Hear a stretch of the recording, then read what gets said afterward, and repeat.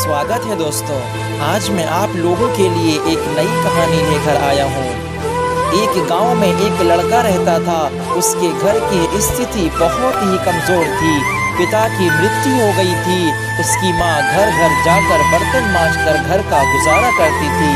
वो लड़का अक्सर चुप सा रहता था। एक दिन उसके टीचर ने उसे एक पत्र देते हुए कहा, तुम इसे अपनी माँ को दे देना। जब उसकी माँ ने पत्र पढ़ा तो मन ही मन मुस्कुराने लगी। बेटे ने अपनी माँ से पूछा, माँ इस पत्र में क्या लिखा है?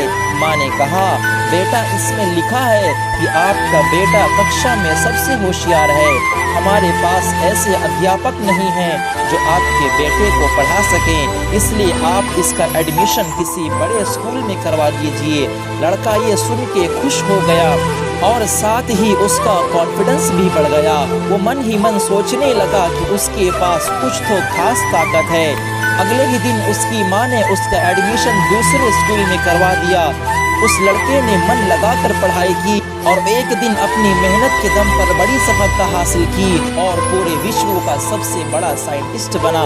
जी हाँ दोस्तों, वो लड़का कोई और नहीं बल्कि हमारे महान वैज्ञानिक अल्बर्ट आइंस्टाइन थे। माँ काफ़ी बूढ़ी हो चुकी थी। एक दिन अचानक ही उनकी मृत्यु हो गई। उन्होंने अपनी माँ की अलमारी खोली और उनके सामान को देखने लगे। उनकी नज़र एक पत्र पर पड़ी। ये वही पत्र था जो उनके टीचर ने उनकी माँ को देने के लिए दिया था।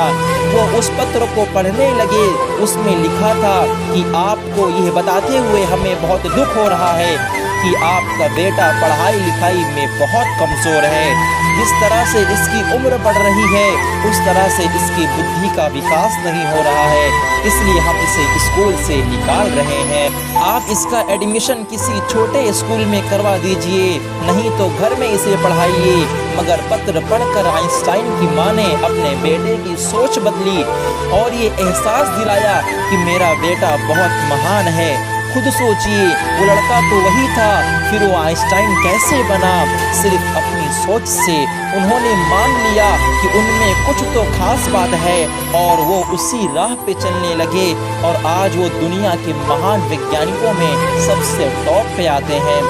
दोस्तों, अगर आप भी खुद को बड़ा समझोगे, अपने आप को कुछ खास समझोगे, तो आप भी अपने अंदर एक अलग शक्ति पाओगे जो ऊपर वाले ने हर किसी को दी है। अगर आप पेरेंट्स हैं तो आप आइंस्टाइन की माँ की तरह अपने बच्चों को हौसला दें, उनका कॉन्फिडेंस बढ़ाएं, ना कि उन्हें डीमोटिवेट करें। फिर देखना आपकी औलाद आपका नाम कैसे रोशन करेगी।